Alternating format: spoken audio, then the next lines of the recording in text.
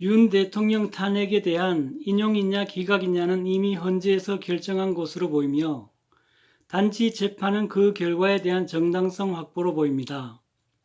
그럼 중요한 것은 탄핵 인용이냐 기각이냐가 아니라 헌법재판소에서 선고를 어느 날짜에 하느냐가 관건입니다.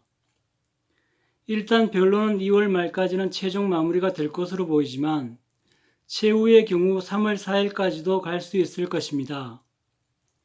그럼 보통 선고까지 대략 2주 정도의 시간이 걸린다는 점을 고려하면 3월 14일이 있는 셋째 주나 3월 19일이 있는 넷째 주에 선고가 내려질 가능성이 가장 커 보입니다. 만약 최후 변론이 2월 25일에 끝난다면 선고가 최단 기간으로 계산했을 때 3월 7일에 내려질 수도 있겠지만 이 경우 5월 대선이 황금 연휴와 겹치기 때문에 불가능해 보입니다. 그리고 셋째 주 10, 11, 12, 13일도 황금 연휴와 겹치는 부분이 있어 이것도 가능해 보이지는 않습니다. 그럼 3월 14일 정도로 예상해 볼 수 있는데 이날은 화요일로서 연휴와 겹치는 부분을 어느 정도 해소할 수 있기 때문에 탄핵 선고 날짜로는 최상의 날이라 여겨집니다.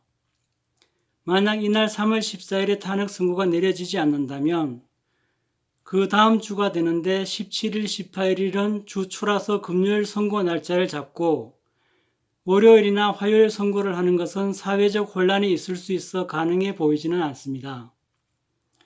일단 19일은 놔두고 먼저 20일과 21일을 본다면 20일은 대선일이 월요일이 되기 때문에 문제가 많아 보이고 21일은 대선일이 5월 20일 화요일이라 좋은 날이긴 하지만 선고가 너무 뒤로 미뤄진다는 점과 총선 일정과 너무 겹친다는 문제가 발생할 수 있습니다. 그리고 마지막 날짜인 3월 19일인데 이날 선고가 내려지게 된다면 대선 기간이 3일 정도 짧아진다는 문제는 있지만 황금 연휴와는 관계가 없어 보입니다. 그래서 윤석열 대통령 탄핵 선고의 최고의 날은 3월 14일이나 3월 19일로 여겨집니다.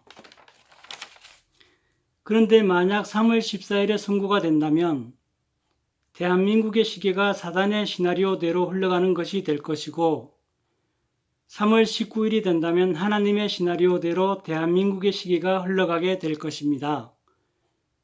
마지막으로 3월 14일 선고가 내려진다면 대선 날짜는 5월 13일이 될 것이며 3월 19일에 선고가 내려진다면 5월 15일이 유력해 보입니다.